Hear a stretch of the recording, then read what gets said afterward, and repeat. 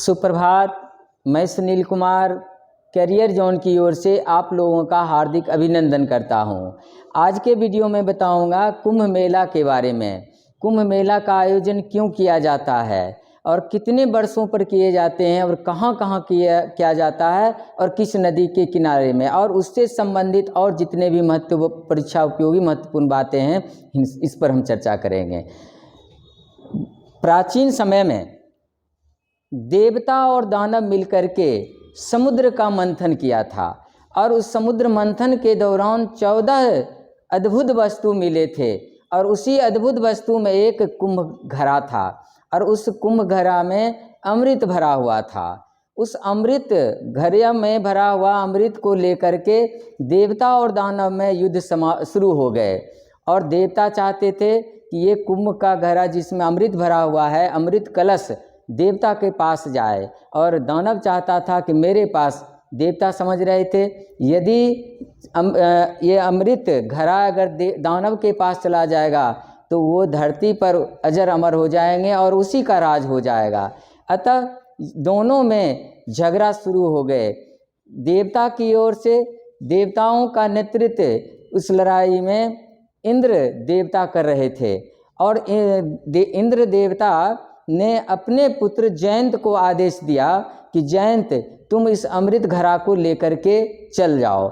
ज्यों ही वह अमृत घड़ा लेके चलना शुरू कर दिया कि सभी जितने दानव थे उस पर टूट पड़े और इस तरह से अंतरिक्ष में 12 दिन तक युद्ध चलता रहा, जो पृथ्वी के 12 वर्ष के बराबर था। और उसी दौरान गुरु बृहस्पति के सहायता से अंततः यह युद्ध जीता गया। लेकिन जो लड़ाई हो रही थी उसी दौरान 4 जगहों पर अमृत घड़ा से छिलक करके गिर गया। जहाँ जहाँ पर अमृत गिर गया और उसी को अमृत महोत्सव मनाने के लिए उस स्थान पर कुंभ मेला का आयोजन किया जाता है। सबसे पहले राजा हर्षवर्धन थे। सबसे पहले राजा हर्षवर्धन ने कुंभ मेला का राजकीय संरक्षण दिया था और प्रयागराज में राजकीय संरक्षण के तहत कुंभ मेला का आयोजन किया गया था।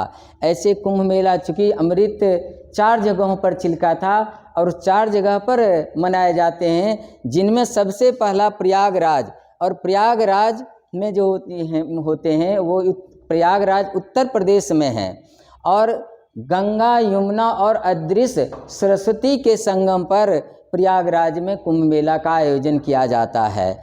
दूसरा हरिद्वार जो उत्तराखंड में है, वहाँ गंगा नदी के किनारे कुंभ मेला का आयोजन किया जाता है।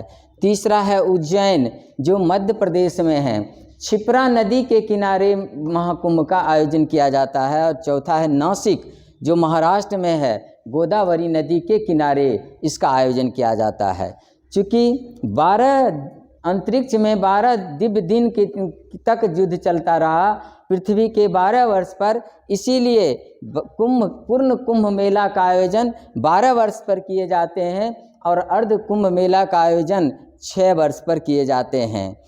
अर्ध कुंभ सब जगह नहीं लगते, अर्ध कुंभ केवल 2 स्थानों पर लगते हैं, एक हरिद्वार और दूसरा प्रयागराज में। कुंभ मेला की बढ़ती लोकप्रियता को देखते हुए यूनेस्को ने भी अपने अमूर्त धरोहर के सूची में शामिल कर लिया। वर्ष 2017 में इसे अमूर्त धरोहर की सूची में शामिल कर लिया।